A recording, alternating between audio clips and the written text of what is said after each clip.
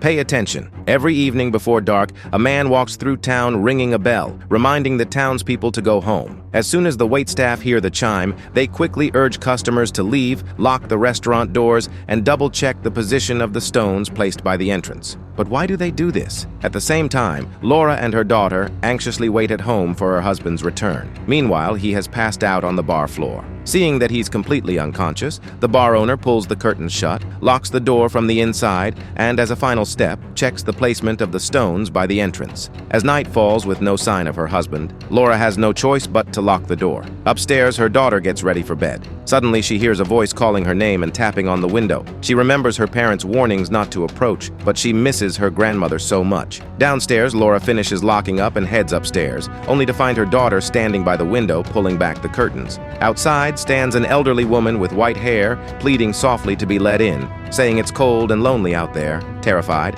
Laura shouts for her daughter not to open the window, but the kind-hearted girl unlatches it anyway.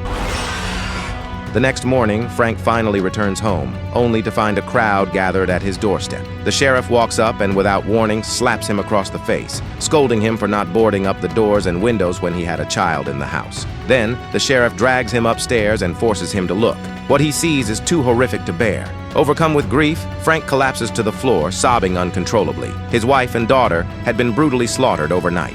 The sheriff calls for the priest to handle the funeral arrangements. As they leave, he notices a stone lying on the ground. That afternoon, the priest gathers the townspeople for the funeral. Suddenly, an RV pulls into town, leaving everyone stunned. The sheriff instructs the townspeople to quietly disperse after the ceremony. He and his deputy will handle it. After the funeral, Jim approaches the roadside, looking for help, but no one acknowledges him. Eventually, the sheriff himself steps forward. Jim asks for directions to the next highway entrance, explaining that a fallen tree had blocked their way earlier, forcing them to take a detour that led them here. The sheriff tells him to just keep driving straight and he'll understand soon enough. Though puzzled, Jim follows the advice and continues westward for 10 minutes, until his wife suddenly realizes they've ended up right back in the same town.